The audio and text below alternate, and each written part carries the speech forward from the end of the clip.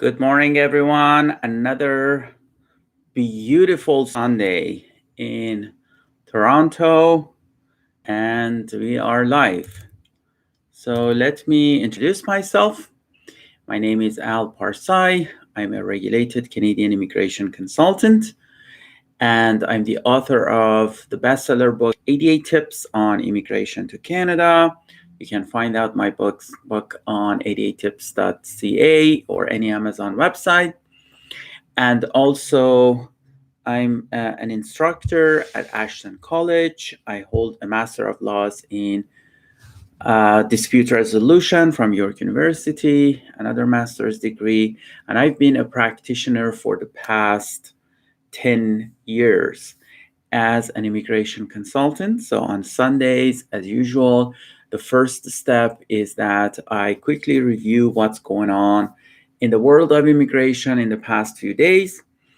And then, if there are some general questions about immigration to Canada, I will happily answer your questions. No specific questions about your cases. If you have any questions, just post them in the chat area, and then I will answer them. So you don't need to repeat your questions, just post them once, and then I will answer them one by one. The session will be anywhere between 30 minutes to 1 hour, so hopefully we'll reach out to every single question. So there are a couple of developments. I'm going to go through all of those. First of all, last night I published an article about PRTD, or Permanent Resident Travel Document. Some people had questions about this, so I thought that it's better to have the article and explain PRTD in more details.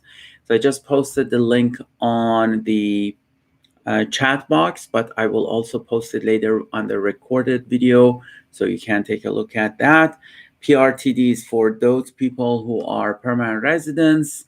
They are outside Canada and they either lost their PR card, or their PR card got stolen, or they hold a PR card, but the PR card expired and they want to go back to Canada. Then they need to apply for a permanent resident travel document, or PRTD.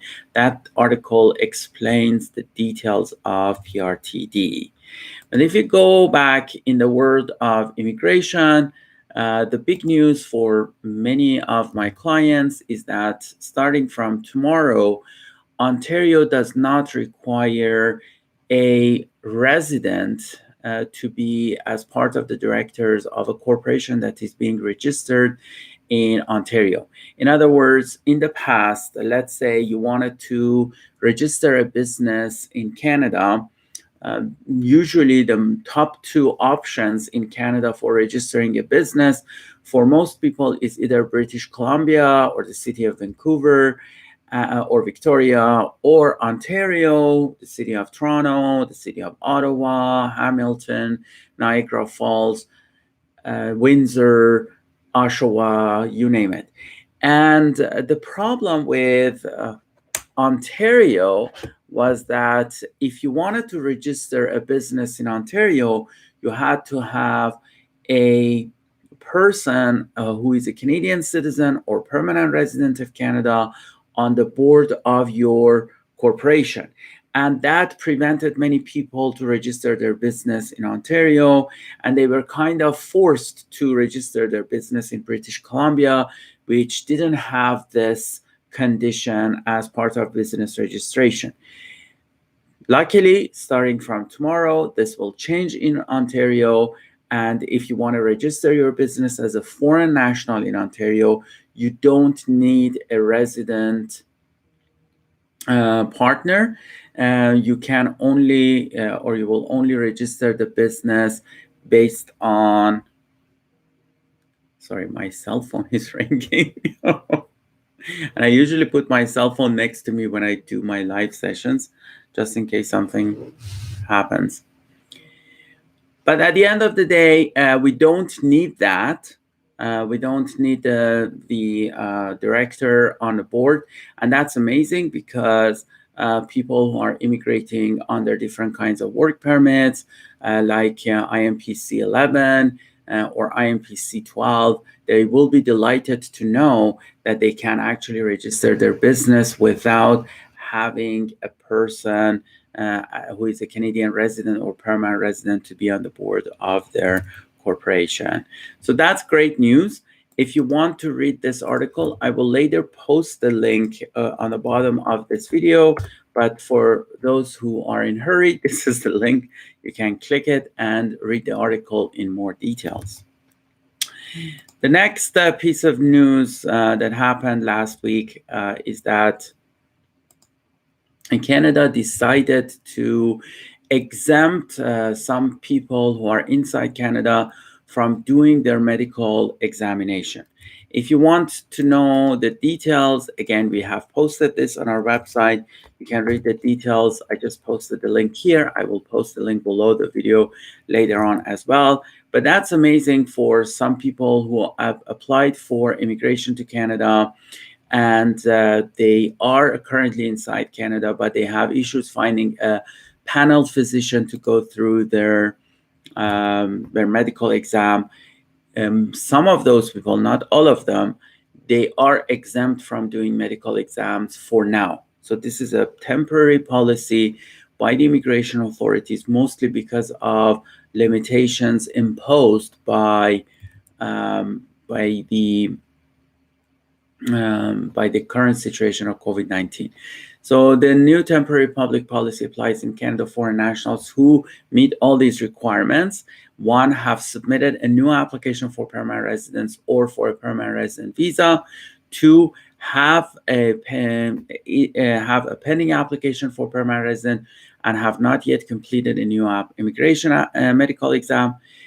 Three is that they have completed an immigration medical exam within the last 5 years. So this is important, and were found to pose no risk to public health or safety, or complied with the requirement to report to public health authorities for monitoring.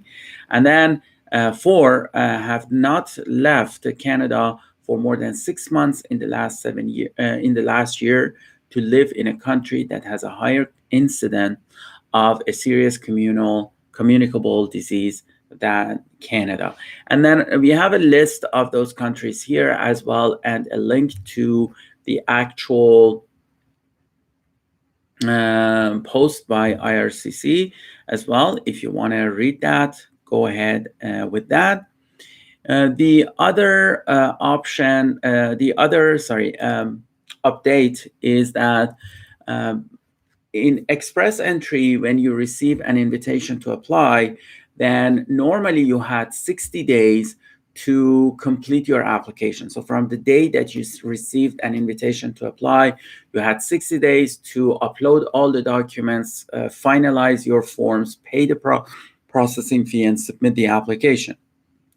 The government of Canada increased that duration to 90 days because of COVID-19. But now they have decided to reverse it to 60 days. This does not affect people who have already received ITA. So if you in the past received an ITA, they gave you 90 days, and that 90 days is not over and you haven't submitted your application, don't panic. This will not affect you.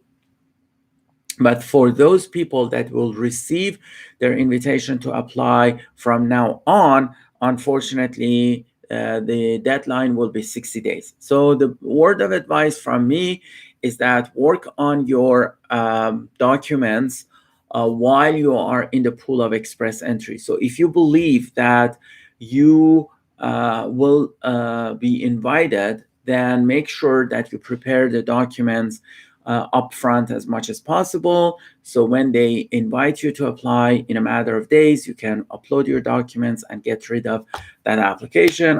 Obviously, if you may pay the fees and everything and submit the application, you also, if you're inside Canada, you could qualify for BOWP or Bridging Open Work Permit, which is another great opportunity. So the sooner you submit the application, the sooner you qualify for Bridging Open Work Permit. And that's why it's a good idea if you try to submit your application even less than 60 days. But keep in mind that unfortunately, starting from the next round of invitation, which has not occurred yet, you have only 60 days to complete your express entry documents and submit everything and submit the application. One of the documents that usually takes a while to have access to is police certificate from other countries. So maybe you can initiate that process as quickly as possible. In some countries, the process of getting a police certificate could take months.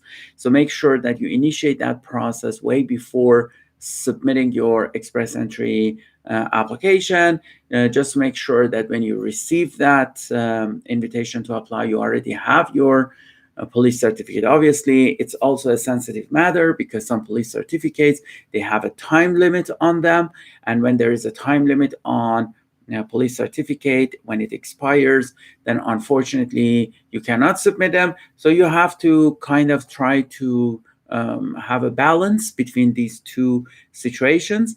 In some countries, we're not that much worried about police certificate. For example, with Colombia, Mexico, what happens is that there are some agencies that you need to apply to those agencies, and those agencies will communicate with the immigration authorities of Canada directly, and they submit the police certificate directly to them. So we're not worried about those countries, but if you are from a country that you need to manually receive your police certificate and submit it, just look at this and see how you can basically make sure that you are submitting the documents in a timely fashion.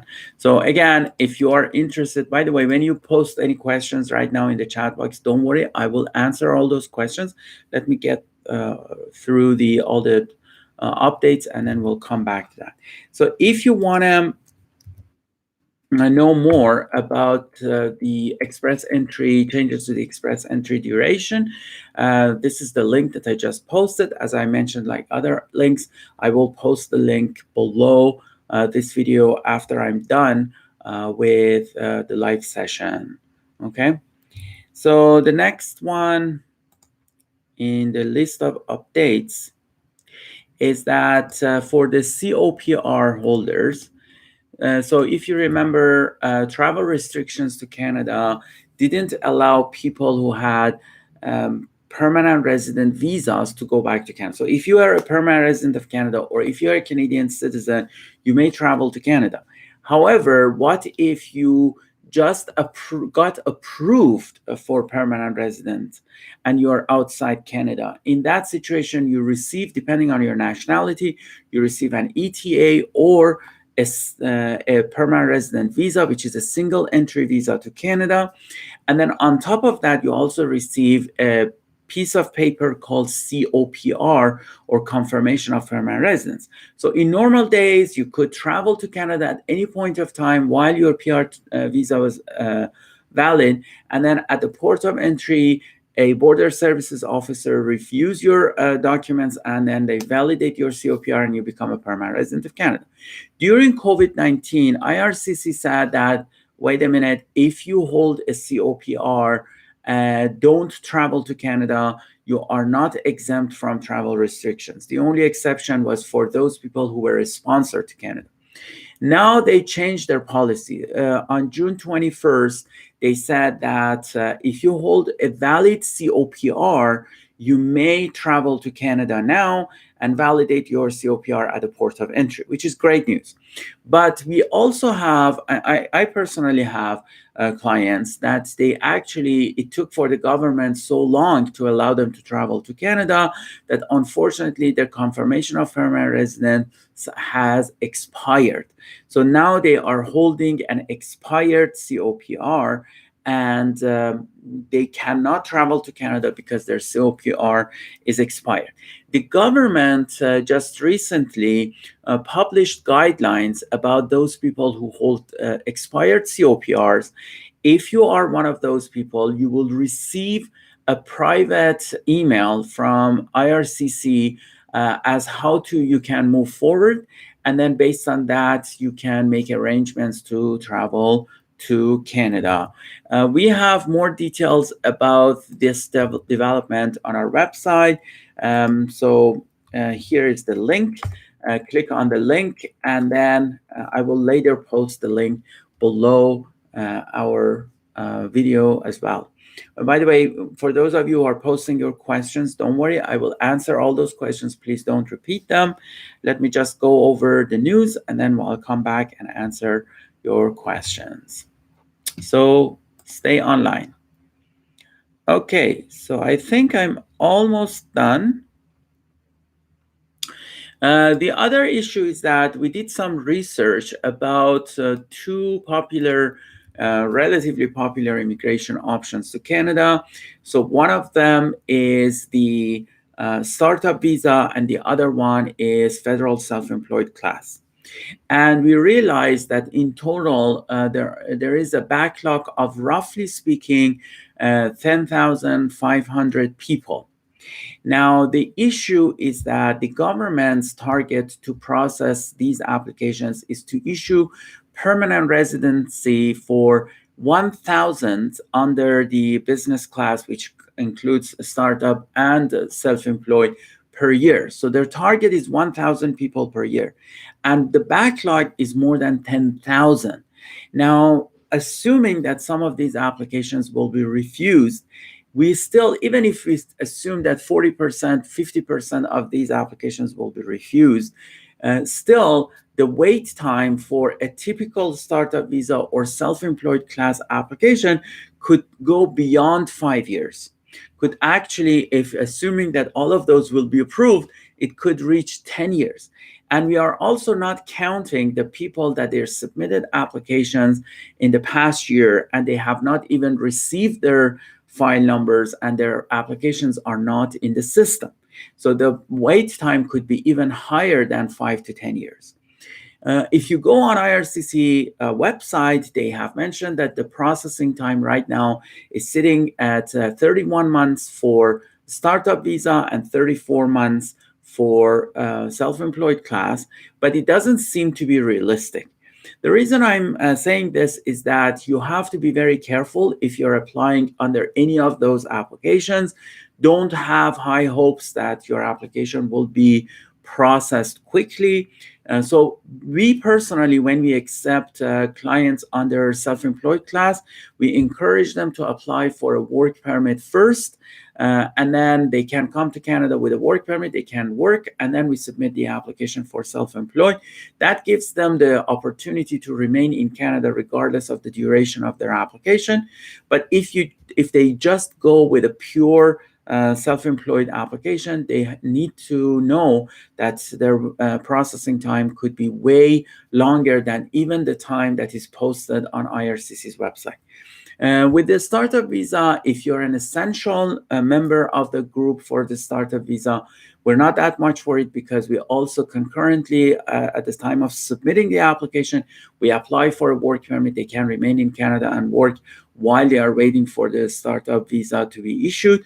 But at the end of the day, they need to expect a long processing time, whether they are outside Canada or inside Canada. Non-essential members of a startup visa, unfortunately, they cannot apply for a work permit, and that means that they may end up being stuck outside Canada for several years before they actually see a decision on their application.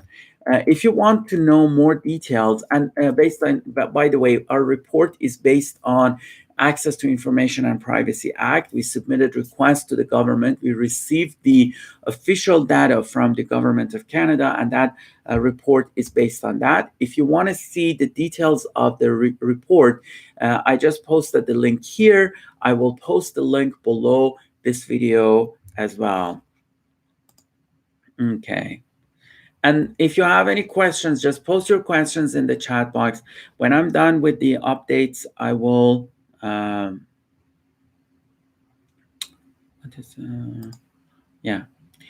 I will answer all the questions. You don't need to repeat your questions. So the next one is that the Ontario, of course, is a popular province in Canada for immigration. Roughly speaking, about 40% of the population of Canada live in Ontario, and the center of Ontario, or capital of Ontario, Toronto, is the largest city in terms of population in Canada, is the fourth largest city in North America. Only New York, Los Angeles, and Mexico City are larger in terms of population than Toronto. And also the capital of Canada, Ottawa, is in Ontario. It has very popular cities such as Niagara Falls, and that's why it's a magnet for immigration to Canada. Ontario was reluctant to have a provincial program for many years, or they were very slow, and partly because many of the people who immigrate under federal programs, they either directly land in Ontario, or eventually they will move to Ontario. However, in the past few years, Ontario tried to bring their own programs for immigration. They call it OINP, Ontario Immigrant Nominee Programs. And OINP allows Ontario to pick and choose people who are suitable for their province to immigrate to province. For example, people who did their PhD degrees or master's degrees in Ontario, or people who have received a valid job offer from an Ontarian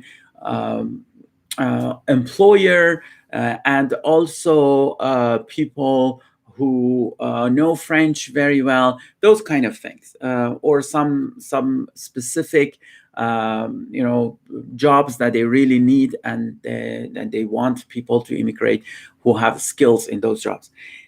OINP has been active for a while, but then they reached to a point that unfortunately many of the people who applied under OINP, every time OINP opened an immigration option, the cap reached in a matter of days. And that was really frustrating for applicants. It was also frustrating for the province, because they suddenly had this jump in the backlog, and then they tried to eliminate the backlog, and the next time, again, another jump in the backlog. So a few months ago, OINP decided to move towards an expression of interest system. It means that if you want to immigrate to Ontario, there is an online system similar to Express Entry. You show your expression of interest through that system. That system has a scoring system that they will review your application, and based on that, they give you a score. And then eventually, every month, under all these programs that now they never reach their cap, they will be always year-round open. The government will pick the people who have the highest scores or the highest merits to apply under the OINP program. And in this situation, you can compare your credentials and your skills and your language requirements, etc., language skills with the requirements of OINP. If you believe that there is hope for you, you can enter that system and then wait for the province to select you. So if you're interested in directly immigrating to the most popular province of Canada for immigrants, we have an update about this EOI system on Ontario. I just posted the link in the chat box, but I will also post the link below this video when I publish it. So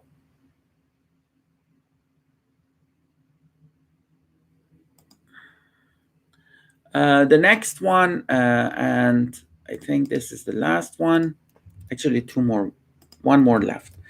So about the travel ban to Canada. So if you recall, a few weeks ago, the government of Canada, because of the surge of cases of COVID-19 in India, they said that no direct flights from India to Canada anymore. And also, if you wanted to fly from India to Canada through a third country, you had to show a negative PCR COVID-19 test, molecular COVID-19 test from that third country, meaning that you have to go to that country, stay in that country for a while, do the test, and then travel to Canada. So they basically made it extremely difficult for Indians to travel to Canada, if not impossible. And that's on top of travel restrictions. And then there were some rumors that maybe they will lift that. But unfortunately, the government decided not to lift it, and they extended the travel ban for Indian citizens for at least up to July 21st. We have, again, a post about this story. I just posted the link on the chat box, but if you're also interested, you can visit our website, and I will post the link below here for more information. Okay, so I have an article. This is not news, but I have an article about studying in Canada without a study permit. So sometimes you could study in Canada without a study permit. For example, minor children that are qualified to study in Canada under Section 30, Sub 2 of the Act, and some people that are qualified to study in Canada under Section 188 of the regulations. I tried to simplify this and post it on our website. If you're interested, I just posted the link here, and I will post the link below this video. You can also consider reading that post. And the last thing that I want to share, and then we move to answering questions, is some quarantine lifting, whatever we want to call it, on July 5th. So starting from tomorrow, what will happen is that if you're a Canadian citizen, if you're a permanent resident, or if you're exempt from traveling to Canada, and you have received 2 doses of approved vaccines, and by approved means, I mean those vaccines that are approved by Health Canada, and those vaccines include Pfizer BioNTech, and Moderna, AstraZeneca, and Johnson & Johnson. So if you have received any of these 4 vaccines, 2 of them, of course, with Johnson & Johnson, you only need to receive 1. With the other ones, you need 2 shots. If you have received both shots and you can upload them to ArriveCan, then at the port of entry, the officers may allow you to skip a quarantine hotel, and they may allow you to even skip quarantining for 14 days and even doing your 8-day test. However, you still need to do a test before traveling back to Canada. And also, you need to have a quarantine plan in place, because the final decision is on the shoulders of the Border Services officer. One thing that you need to know, though, is that this does not mean the government of Canada has lifted travel restrictions. So keep in mind that travel restrictions are still in place. We are talking about people who are exempt from travel restrictions. If you want to know more details, this is the link on our website. Again, I will post it under this video when I record it. But at the end of the day, make sure to read those guidelines. Do not travel to Canada unless you make sure that you meet all necessary requirements. You're exempt from traveling to Canada. You have a quarantine plan in place, and everything else that is needed. So that's my part on sharing stories about what happened in the past week. There were a couple of other things, invitations by BC Tech, but because they do it on a weekly basis, I prefer not to talk about it very often. And also Alberta invited many people to immigrate to Canada. But that's it. Okay, now let me go through the questions. Again, as I mentioned, please post your questions on the chat box. You don't need to repeat your questions. I will go through them one by one. Okay, so the first message that I see here is from Ashish Sharma. Hello, sir. How are you doing? Hello, Ashish. Thank you very much. I'm doing well. I hope you are doing well as well. The next one is from Hossein Iran Shahi. If my dad's wife sponsors him to Canada, how can I be eligible to get PR as well? I'm 19 right now. does my dad receive his PR before he arrives Canada? So Hossein, generally, so I cannot talk about your specific case, but generally speaking, a person who sponsors a spouse or common law partner, then that spouse or common law partner could also have accompanying family members, and those accompanying family members are their dependent children. And the definition of dependent child is a child who is under 22 and that child is not married. So that's, or in a common law relationship. We have some exceptions for children who are 22 or higher, but generally speaking, we're talking about children under 22. And of course, if somebody is a sponsor to Canada and the sponsorship application is approved, they receive a PR travel visa, and then at the port of entry, they become permanent residents of Canada. So in other words, nobody can become a permanent resident of Canada outside Canada. This is not about sponsorship applications. Any other application is also the same. You always become a permanent resident of Canada in three ways: either at the port of entry, so the first time that you arrive with your COPR or confirmation of permanent residence, a border services officer will validate that at the port of entry and you become a permanent resident of Canada. The second option is that if you're already inside Canada, you will be invited to an inland office. There will be a short interview, in some cases long interview, and you become a permanent resident at that inland office. For example, in Toronto area, we have Etobicoke. Most of the interviews will be done there. We have the Shepherd office, we have the St. Clair office, we have other offices that they will do that. In other parts of Ontario, for example, or British Columbia, we have lots of inland offices. The third option, which has become common since COVID-19 for inside Canada applicants, those people who are already inside Canada, is that they receive their confirmation of permanent residence, validated confirmation of permanent residence by email. They don't need to go an inland office. They don't need to travel to the port of entry. They will just receive them by email. For those people, we are talking about, for example, in Canada, HNC applicants, or in Canada, spousal cases, those kind of things. So do I apply at the same time? Again, Hossein, I cannot offer you immigration advice here. If you want more information about your specific case, you can book an appointment with me. My consultation services are not free. It costs $200 for half an hour. However, if it results into a retainer agreement, we will deduct that amount from your retainer agreement. But at the end of the day, I gave you the general answer to that question, but the specifics of your case, I really need to see what's going on with your family, because what we can discuss in a consultation session could be way more detailed than this. Okay, the Linta Manta channel office. Yes, sir, I'm refugee in the Kampala. Did you accept to come to Canada? Okay, so I hope I'm pronouncing your name correctly, but the Linta, what I can tell you is that refugees, so the refugee program for Canada is divided into two major divisions. One division is inland refugee claim. So either a person files for refugee at the port of entry or after entering Canada, that's inland refugee claims. But the other one would be when they are outside Canada, they file for refugee and they will be resettled to Canada.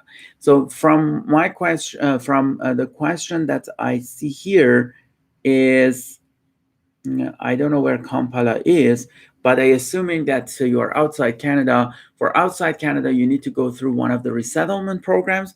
Those resettlement programs are mostly dealt with in connection with UNHCR. So when UNHCR evaluates people and they realize that they are refugees, then they will resettle them to different countries, and one of the countries would be Canada.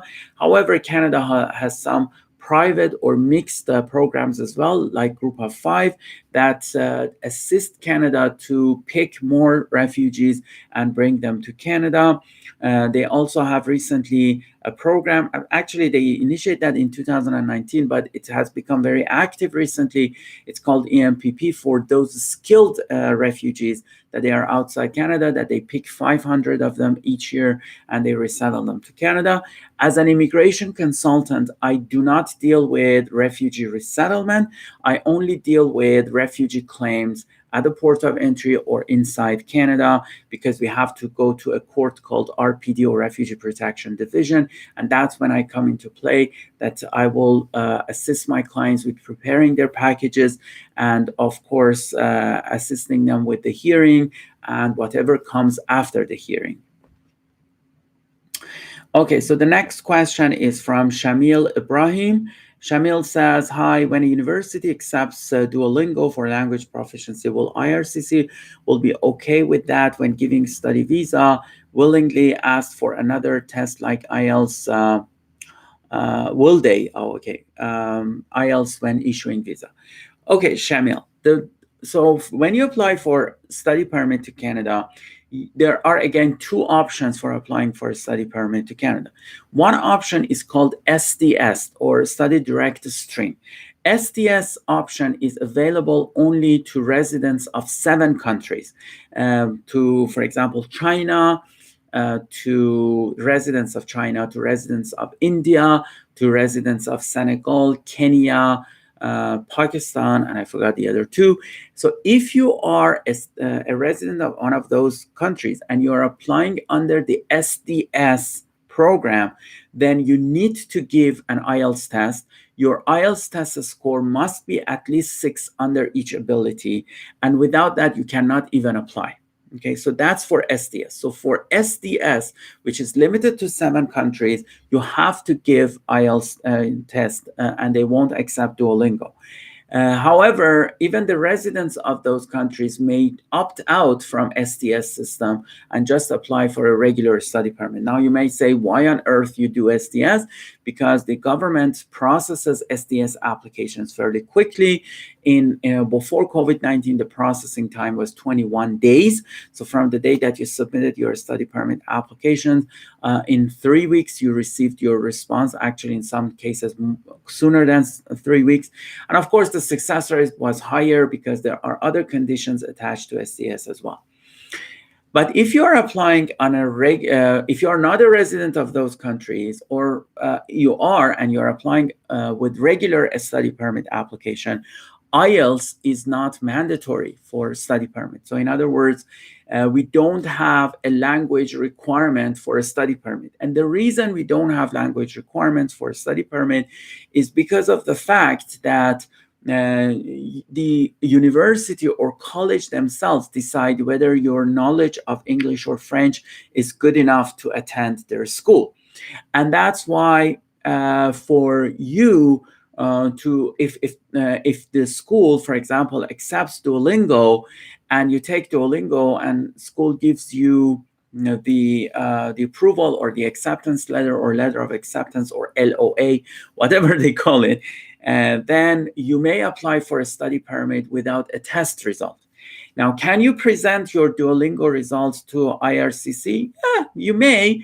At the end of the day, it shows that you know English. However, they don't accept it as an official test result. So Duolingo is not accepted by IRCC, but because for a study permit, with the exception of SDS, we don't need an actual language test results, then it is okay if you take Duolingo.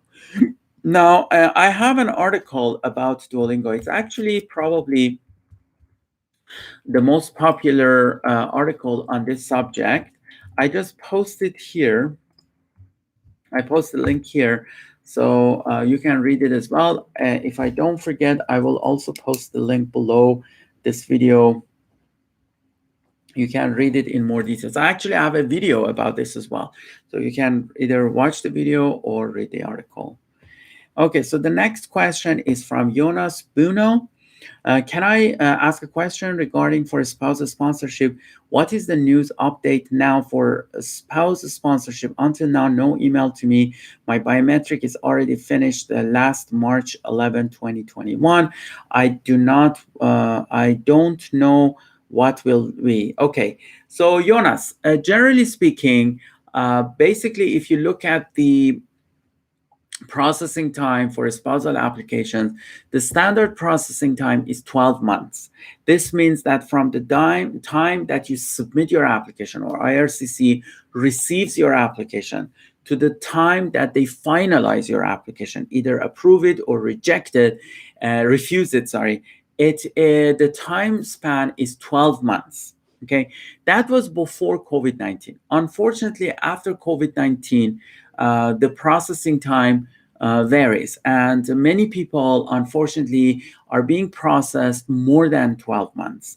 I have clients, many clients, that the processing time has passed 12 months. So if I don't know about the specifics of your case, but generally speaking, right now, if somebody has submitted their application in 2020, in early 2020, there is a chance that they will see the results soon.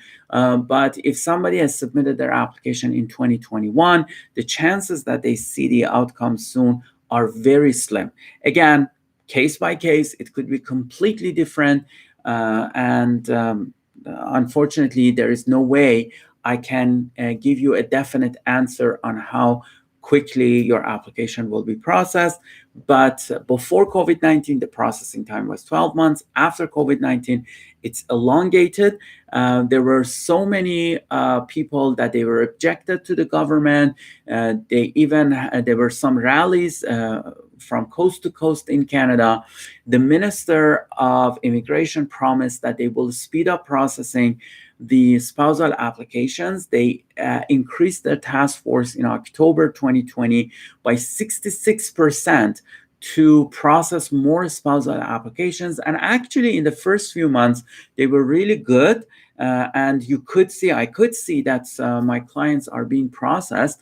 But unfortunately, in February time, we had the third wave of COVID-19 in many countries. So many visa offices, especially in larger areas like in India, unfortunately, the visa offices stopped working or stopped working full time. And that again created chaos. So up until from October 2020 to probably January or February 2021, it was going very well, but again, boom, it stopped. Hopefully, in the near future, we will see some positive movement, but a typical processing time for a spousal application will be more than 12 months nowadays. Okay, that's a typical one. In reality, one case could be processed. I mean, I have been doing this for 10 years. And in terms of processing time for my cases, I had a case that was processed under 3 months, and I've had a case that was processed over 22 months. So, if you look at my experience, I cannot even give you a timeline. But if you look at the targets of the government, they are trying their best to meet the 12 months for most people. But nowadays, because of COVID-19, that's not gonna happen for many applicants. The next question is from Zaidi Abdul Udud. Zaidi says, hello, Mr. Ali. I am new in Express Entry system. Please lay out the usual documents that they ask for just to be prepared. Okay, Zaidi, so it's very difficult to come up with the exact document checklist. And that's partly because the document checklist will be only generated after you receive your ITA. So this is how it works. You enter the pool of Express Entry. Then when you receive ITA or invitation to apply, then if you accept that invitation, you will see a bunch of other questions in front of you. When you answer all those questions and click continue, that's when they generate the document checklist for you. So that's the time that you will really know what is your document checklist. And obviously, because you only have 60 days from the day that you receive the ITA, you need to act fast and answer those questions as quickly as possible so you know what exactly they are looking for in terms of documents. But some of the documents are obvious. For example, police certificates from every country that you have lived in since the age of 18 for more than 6 months. So that's one of the things that they will definitely ask you. The other document would be your digital photos. The other document will be your passport. If you're married, your marriage certificate, your job experience. So for every job that you have posted on your express entry application, they ask for information. They also ask for your education credentials. Obviously, you have your REST report, but on top of that, you also need to share with them your degree, diploma, and transcript. Just they want to double check to make sure everything is authentic. And these are the typical documents that they will ask from everybody. Now, based on special circumstances of a person, they may ask some other documents, but these are the typical ones that I can remember. Actually, we just submitted one express entry application last night for one of my clients. I had to work on Saturday because we had only 13 days left on the clock, and we had to make sure that the package is prepared great and ready to submit, and that's what we did for them. And by the way, if you do express entry through our company, what will happen is that on top of our knowledge base and skills that we know what's going on with express entry, there's also something else. We do it in layers. So we have one coordinator that would work with you to review your forms, documents, everything, not forms for express entry, your documents and your information. And then when they upload it, it will be reviewed by another person and eventually by me. So we have 2, 3, sometimes more layers that they keep reviewing the application.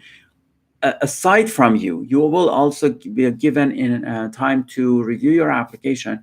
So when all of us make sure that the application is correct and everything is in place, that's when we submit the application. Because when it comes to express entry, as soon as they find the slightest fault, they will refuse the application. Okay, so the next question is from Gurpreet Singh Antal. Hello, sir. When application of express entry FSW on March 2020 will be processed? Any timeline, sir? Unfortunately, no. I don't have a timeline, and partly because when it comes to express entry for people who are outside Canada and federal skilled worker class, there is a chance that a visa post outside Canada is also responsible to process those applications. And some of those visa posts are not working properly at the moment. The other issue is the fact that for federal skilled worker, up until June 21st, 2021, even if they received their COPR, they couldn't travel to Canada. Now that restriction has been lifted, so hopefully we'll see some positive movements. But again, this is not like what a government promotes. They try to convince everybody that they process applications in 6 months for express entry, but that's not the reality. Most of the applications that are processed under 6 months are those applications that are being rejected or refused. The applications that actually will receive their permanent residence, most of them, some of them, there still will be processed under 6 months, but most of them will be processed anywhere between 1 year to 1.5 years. But again, case by case could be different. And in this situation, based on your question, unfortunately, because of coronavirus, nobody can give you a timeline. Okay, so the next question is that my student visa, so this is from Manoj Malik. My student visa in Australia was canceled and appealed it, and I was married in Australia. Now my wife has got study permit to Canada. Will Australian cancellation have any issue in applying study? Okay, so basically with the study permit, open work permit, or SOWP as you put it, you need to keep in mind that, yes, you shouldn't be inadmissible to Canada. Will what happened in Australia constitute any kind of inadmissibility to Canada? It depends. I mean, if this is considered a criminal offense in Australia and a criminal offense resulted in the cancellation of the study permit, then probably. And now I don't know about the specifics of your case, so it is in your best interest if you book an appointment with me. I will post the link for booking underneath this video. You can book an appointment with me. I will review your case to see if there are any grounds to be worried about or not. but a simple visa cancellation does not constitute inadmissibility to Canada. Now, does it affect the processing or application? It could. It could. I'm not going to deny it, but it doesn't constitute inadmissibility if it's just a simple cancellation. But if the cancellation is because of security reasons, because of criminality issues, those kind of things, then yes, it could become problematic for Canada. And the other thing that you need to know, there are 5 countries that we call them Big Five, and they actually, sorry, not Big Five, Five Eyes, that they share information with each other, especially immigration information and security information. Those countries include the United States of America, Canada, Australia, New Zealand, and the United Kingdom. So if you have any issues with any of these, the other 4 countries, then there is a chance that Canada already knows about that. So if somebody tries to hide information from Canada, then they will face misrepresentation. So you have to be very careful with that as well. But again, for the specifics of your case, you can book an appointment with me. I can look into your case and tell you whether you should be worried at all or not, or what kind of steps you need to take to resolve the issue, if there are any. The next question is from VE Meme. Good afternoon, sir. Do I need an invitation letter if I have an ETA to visit our family from UK? So generally speaking, if somebody holds an ETA, it means that they are exempt from visas to Canada. So they don't really need an invitation to travel to Canada. It's good practice to have that invitation, because if at the port of entry, the officer says, why on earth you are here in Canada and you are actually visiting your family or friends, then you will show them, here it is. I'm visiting my members of family here in Canada. But it's not mandatory. It's a good idea when you are at the port of entry, you have a clear plan. So in case the officer asks you questions that why you are traveling to Canada, you can show them the plan so they are satisfied and they will let you in. But generally speaking, no, a person who needs an ETA, who can travel to Canada with an ETA, it means that person doesn't need a visa. ETA is just security clearance, and they can easily travel to Canada and visit Canada. For most of those people, when they are at the port of entry, especially when you go through major airports in Canada like Vancouver, like Toronto, like Montreal, you only see a kiosk. You just scan your passport and that's it. You enter Canada. Even an officer will not ask you questions. But at the end of the day, it's good practice to have some documentation that's to show why you are traveling to Canada in case an officer stops you at the port of entry and asks you questions. So that's aside from travel restrictions because of COVID-19. Right now, we have travel restrictions in place for COVID-19, so nobody can travel as a foreign national. You cannot travel to Canada right now unless your travel is non-discretionary or you receive travel exemptions from the government of Canada. Non-discretionary, it means that you are visiting certain family members, and those family members are either immediate family members or extended family members. And for immediate family members, you don't need an exemption, but for extended family members, you need travel exemption. I will post the link here. You can check that out. If I don't forget it, I will also add the link here. Let me just write it down. Immediate family member. So you can read the article for more information.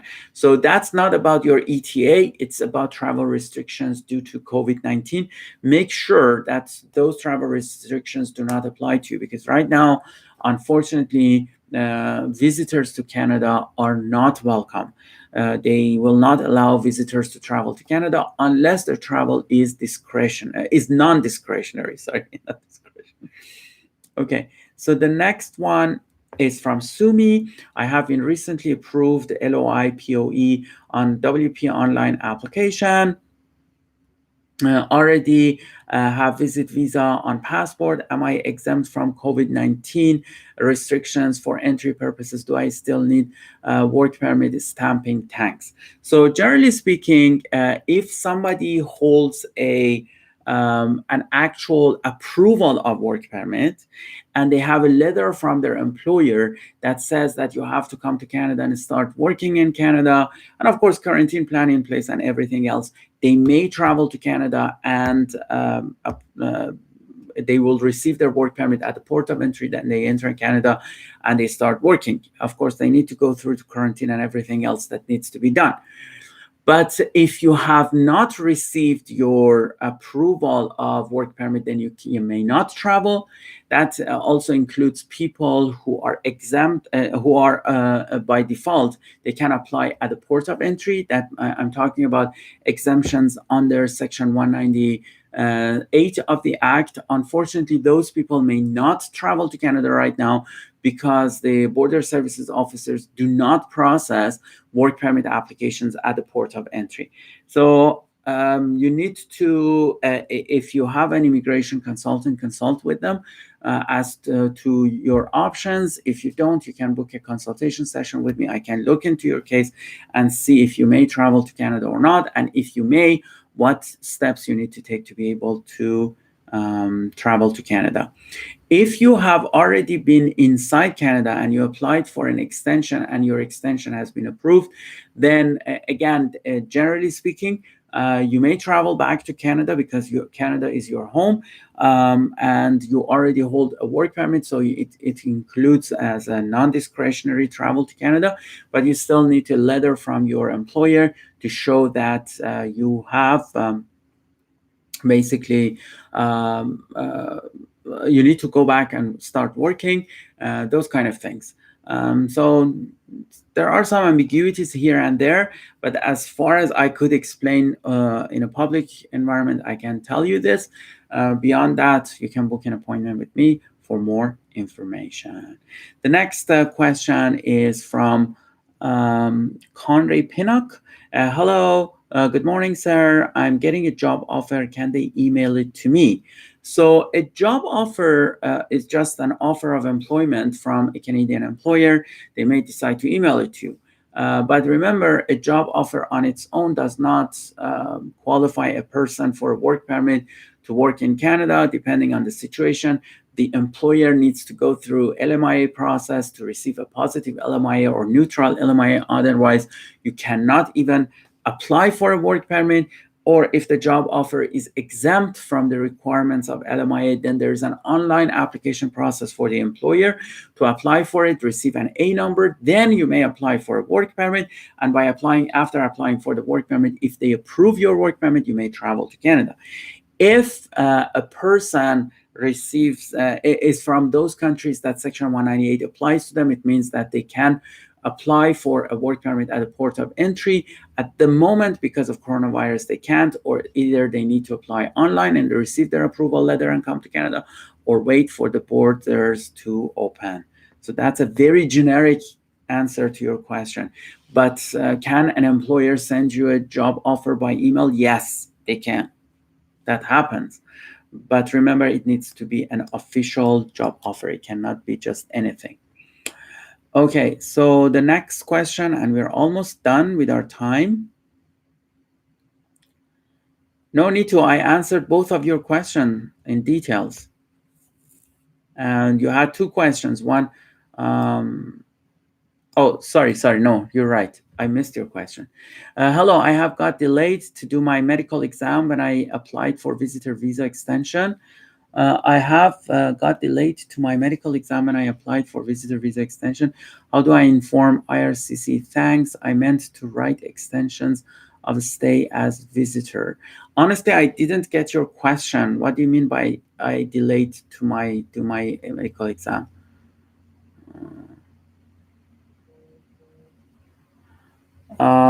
If you have applied for an extension, oh, okay, now I think I got what you mean. So my understanding is that you applied for an extension, visa extension, and then they send you an IME letter, and then you missed that 30-day window to apply for, to do your medical exam, and now you want to do it, and you want to ask for an extension to allow you to do it.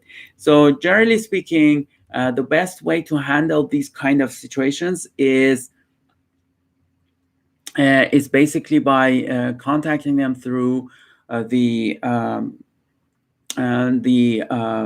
IRCC web form.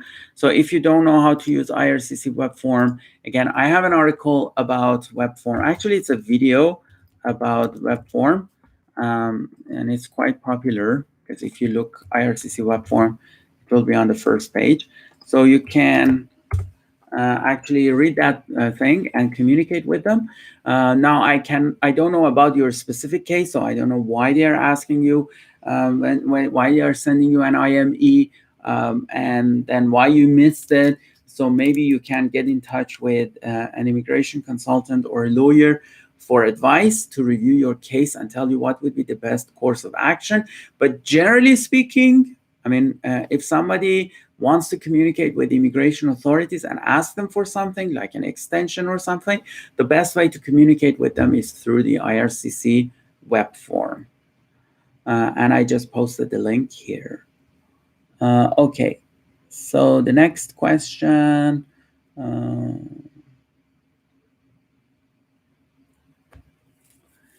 The question is that are gypsies from Slovakia taken as refugees in Canada?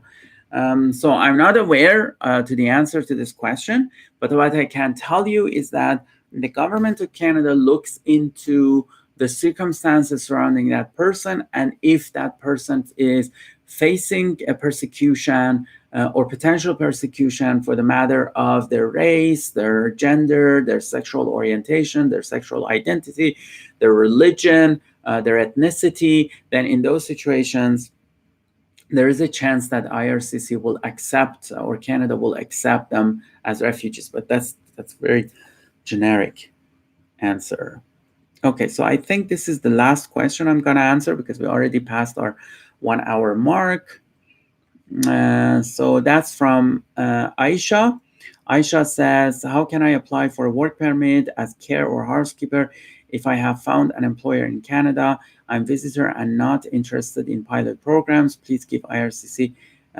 Thanks, sir. So Aisha, generally speaking, I don't know about the specifics of your case, but right now we have an option in place under some temporary public policies up until August 31st. If somebody is a visitor in Canada and they have a valid work permit, then they may apply for a work permit from inside Canada up until August 31st. However, that job offer needs to be a valid job offer. And in case that somebody doesn't want to go through the pilot program for caregivers, then in that situation, the job offer needs to be supported by a positive LMIA.